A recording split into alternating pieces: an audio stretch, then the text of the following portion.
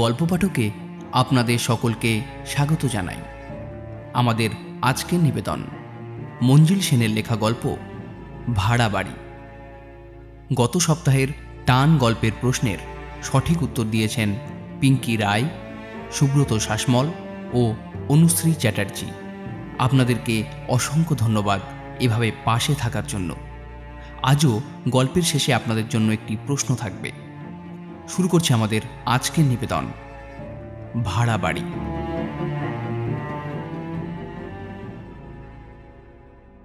অনেক দিন পর কলকাতায় বদলি হয়ে এসে বাড়ির সমস্যায় পড়লাম। মনিকার কোনো বাড়িই পছন্দ হয় না। ওকে অবশ্য দোষ দেওয়া যায় না। এতদিন কানপুরে খোলামেলা বাংলো ধরনের কোয়ার্টার, বাগান, এমনকি চাকরদের জন্য পর্যন্ত আলাদা থাকার ব্যবস্থা। এসবের পর এখানকার ঘিঞ্জি এলাকায় খুদে খুদে ঘরে ওর মন ওঠার কথা নয়। আমি যখন অফিসে থাকি তখন ও বাড়ি দেখে বেড়াই। খবরের কাগজের বিজ্ঞাপন ছাড়াও জনকয়েক বাড়ির দালালও ইতিমধ্যে জুটেছে। এসব বিষয়ে ওর অদম্য উৎসাহ। সেদিন অফিস থেকে ফেরার সঙ্গে সঙ্গে মনিকা প্রায় ছুটেই আমার সামনে এলো। ওর দু চোখ উজ্জ্বল, উত্তেজনায় ফর্সা মুখ লালচে দেখাচ্ছে, খুশিতেও যেন ডগমগ করছে। আমি একটু কৌতূহল নিয়েই ওর মুখের দিকে তাকালাম। জানো, আজ একটা দারুণ বাড়ি দেখে এসেছি, ভাড়াও ভীষণ কম। বাড়িটা হচ্ছে পার্ক সার্কাসে, একটু নিরিবিলিও আছে। একতলায় 2টো বেডরুম আর একটা ড্রয়িং রুম, রান্নাঘর, ভাড়ার ঘর বেশ বড় বড়। দোতলায় 3টে বেডরুম, একটা বাথরুম, চড়া বারান্দা। ভাড়া মোটে 250 টাকা। মনিকা বিজয়িনীর মতো যেন তার কথা শেষ করল। আমি অবিশ্বাসের হাসি হেসে বললাম, তুমি নিশ্চয়ই কোনো জোচ্চোরের পাল্লায় পড়েছ। একটা দোতলা বাড়ি, 250 টাকা ভাড়া, কি যে বলো না তুমি। তুমি তো অমন কথা বলবেই, একটুও গতর নাড়াবে না। বাড়িতে বসে বসে শুধু বাক্যি ছাড়বে।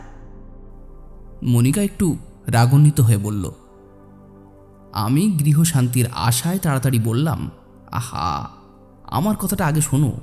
আজকাল কত রকম মানুষ ঠকানো ফিকির বেরিয়েছে তা তো জানো না।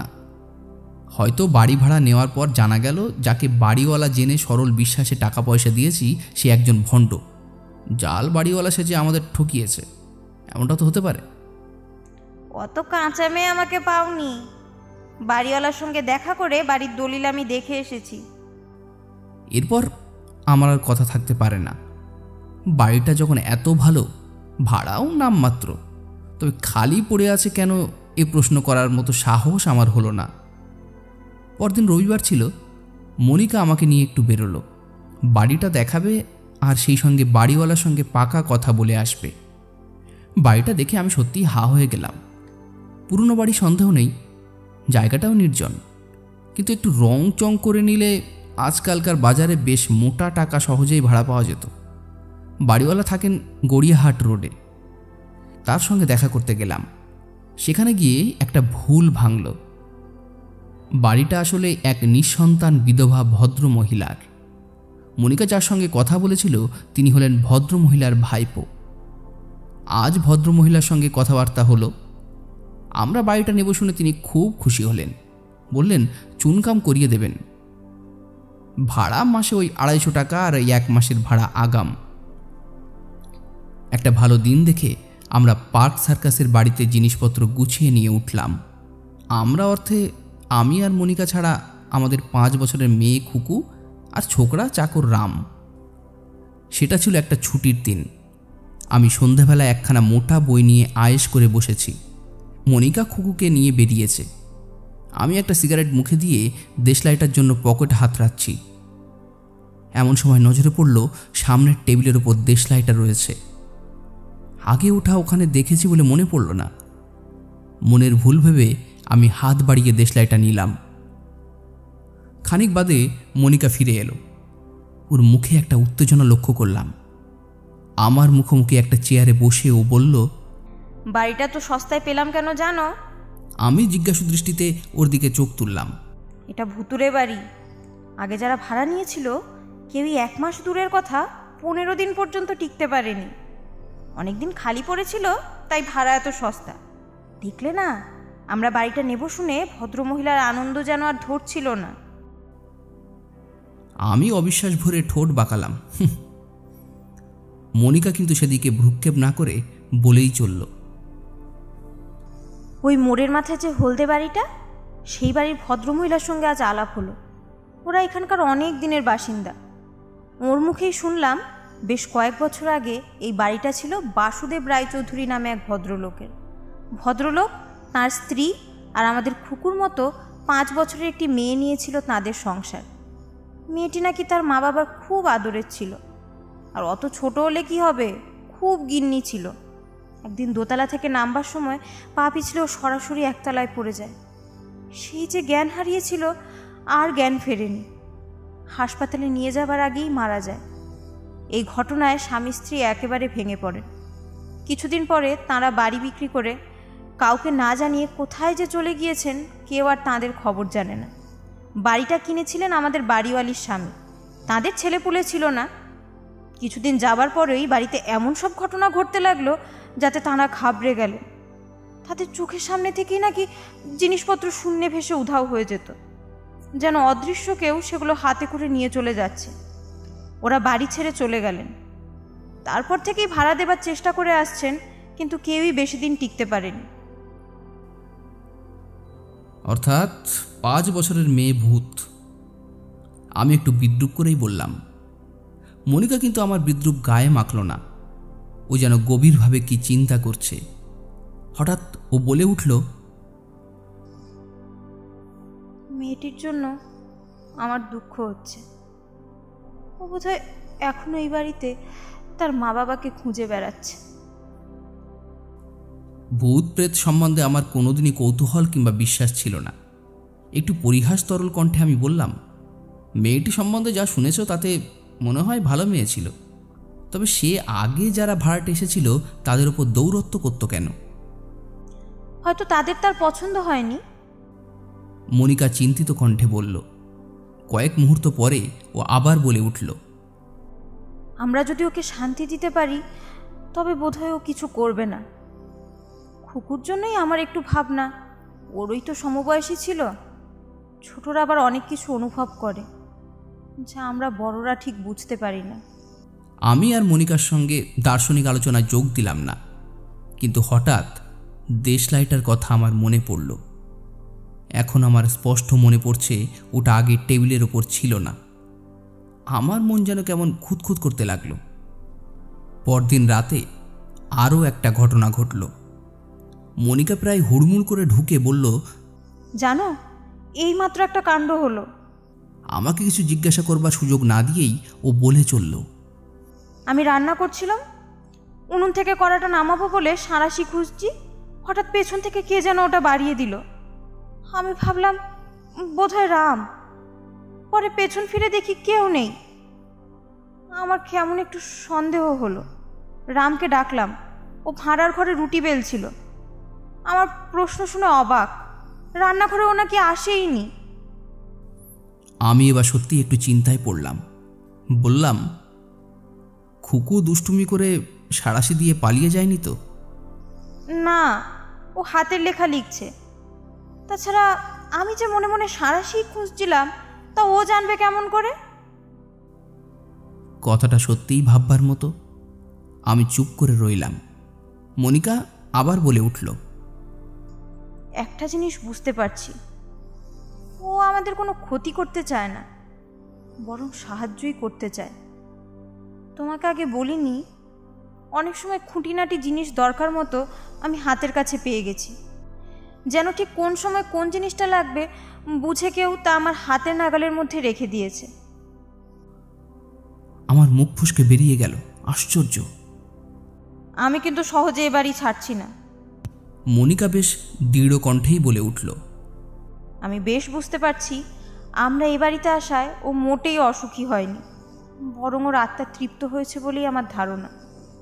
একটু থেমে মনিকা আবার বলল, জানো, ও বোধহয় আমার মধ্যে ওর মাকে খুঁজে পেয়েছে। কত সময় আমার মনে হয়েছে যেন আমার পায়ে পায়ে কেউ হাঁটছে। খুকু মনে করে আমি ফিরে তাকিয়েছি, কিন্তু কাউকে দেখতে পাইনি। আরও কয়েকটা দিন কেটে গেছে। তেমন উল্লেখযোগ্য আর কিছু ঘটেনি এর মধ্যে। সেদিন অফিস যাওয়ার সময় পোশাক পরে টেবিলের ওপর থেকে পার্সটা নিতে গিয়ে সেটা দেখতে পেলাম না। তাড়াহুড়োয় কোথায় রাখলাম ভেবে পকেট হাতড়াচ্ছি, টেবিলের ড্রয়ার খুলে সব উল্টে পাল্টে দেখছি।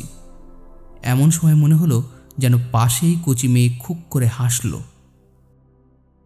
খুকুর দুষ্টুমি ভেবে আমি ফিরে চাইলাম, কিন্তু কেউ নেই। আবার ঘুরে দাঁড়ালাম।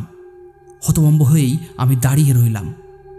পার্সটা টেবিলের উপর আমার হাতের কাছেই রয়েছে। ও কি আমার সঙ্গে খেলা করছিল? বাপ মায়ের আদরের মেয়েরা অনেক সময় যেমন দুষ্টুমি দুষ্টুমি খেলা করে। আর একদিন সন্ধ্যের পর আমি, মনিকা আর খুকু আমাদের শোবার ঘরে বসেছি, কিন্তু কেন জানি পড়তে ভালো লাগছে না। শীত পড়েছে বলে দরজাটা ভেজানো ছিল। হঠাৎ দরজাটা আস্তে আস্তে খুলে গেল। আমার স্পষ্ট মনে হলো ছোট্ট কেউ পা টিপে টিপে যেন ঘরে ঢুকলো। তারপরেই আবার দরজাটা আস্তে আস্তে বন্ধ হয়ে গেল। মনিকার দিকে তাকিয়ে দেখলাম ও দরজার দিকে তাকিয়ে আছে। ওর দু চোখে এক অস্বাভাবিক তৃপ্তি। খুকু কিন্তু এক মনে পড়ে যাচ্ছে। ও কিছু টের পায়নি। অনুভূতি ছাড়া আর কিছুই নয়। কচি কচি পায়ে কেউ যেন এগিয়ে আসছে। মনিকাও যেন সেটা অনুভব করছে। আস্তে আস্তে ও বাদিক ঘাড় ফেরালো, যেন ওর পাশে কেউ বসেছে।